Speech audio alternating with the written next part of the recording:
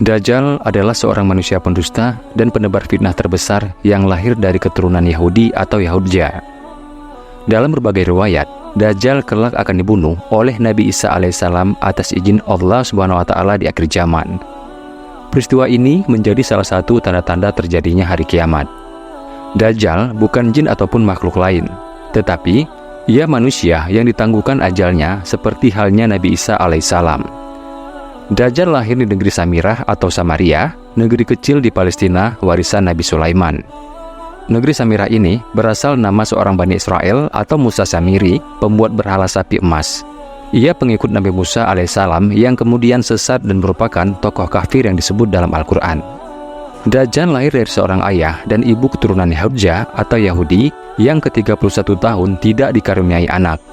Ketika lahir, Dajjal menjadi anak yang paling menyengsarakan kedua orang tuanya, sebagaimana digambarkan oleh Rasulullah SAW. Ayah dan ibu Dajjal itu melewati pernikahan selama 30 tahun tanpa melahirkan satu anak pun. Kemudian lahirlah dari mereka seorang anak laki-laki yang buta sebelah matanya. Ia menjadi orang yang paling berbahaya dan paling sedikit manfaatnya bagi kedua orang tuanya dan bagi umat manusia. Kedua matanya tertidur tetapi hatinya tetap terjaga. Keluarga Dajjal, ayah dan ibunya adalah penyembah berhala. Mereka menyembah berhala berbentuk sapi betina. Dajjal lahir 100 tahun sebelum kelahiran Nabi Musa alaihissalam. Ada yang menyebutkan cikal bakal Dajjal lahir dari nama Musa Samiri, si pembuat berhala sapi emas. Disebutkan Dajjal lahir dari hasil hubungan ketika ibunya sedang menstruasi. Lalu terjadilah kehamilan sebagai pengaruh perbuatan iblis.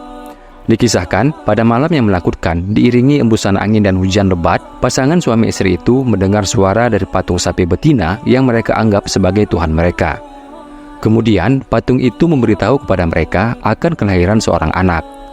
Setan mengetahui keinginan suami istri itu mendambakan seorang anak laki-laki. Karena itu, setan memperdaya berhala itu seakan-akan memberi karunia dan meminta korban-korban sesembahan.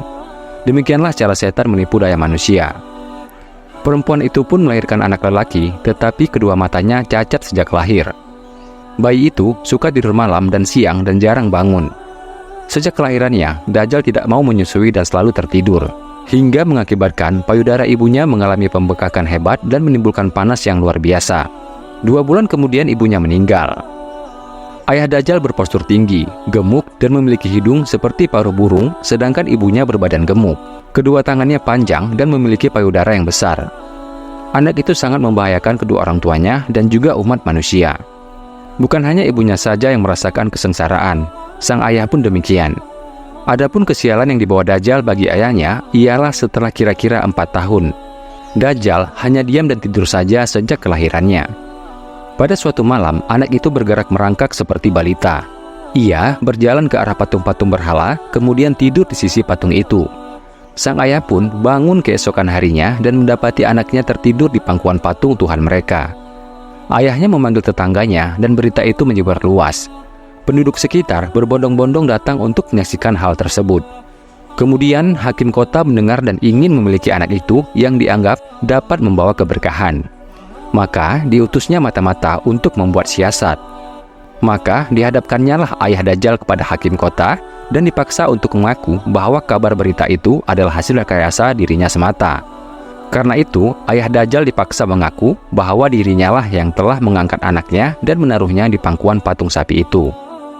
Karena ayah Dajjal menyangkal tuduhan itu, ia dipenjara dan disiksa. Sementara Dajjal diambil oleh hakim dan dirawat di dalam istana. Dalam menghadapi siksa di penjara, ayah Dajjal tidak kuat sehingga ia terpaksa mengakui kebohongan itu. Setelah ia mengaku, ayah Dajjal pun diusir. Maka tinggallah ia sebatang kara karena ulah anaknya itu. Dalam keterasingannya itu, ayah Dajjal meninggal dalam penderitaannya. Setelah berada di dalam istana selama kira-kira 1 tahun 1 bulan, negeri Samiri dilanda bencana dahsyat. Allah Subhanahu wa Ta'ala memusnahkan negeri itu karena perbuatan penduduknya menyembah berhala dan maksiat yang melampaui batas. Kemudian Allah memerintahkan Jibril menyelamatkan anak itu dan membawanya ke sebuah pulau terpencil yang terletak di tengah-tengah lautan luas yang disebut Laut Yaman. Pulau yang didiami Dajjal ini dikenal dengan nama Jazirah Ar-Suban Ar-Rahib wa Ad-Dabah Al-Halbah, yakni sebuah pulau yang terdapat ular mengerikan dan hewan berbulu tebal. Hewan melata yang berbulu lebat inilah yang menjaganya selama Dajjal mendiami pulau itu. Hewan ini disebut sebagai Al-Jassasah yang bisa berbicara layaknya manusia. Pulau itu berukuran kecil, bagaikan tumpukan bebatuan. Pulau itu terpisah dari gugusan pulau-pulau yang banyak jumlahnya. Dajjal sepanjang hari, sepanjang tahun selalu tidur layaknya penghuni gua.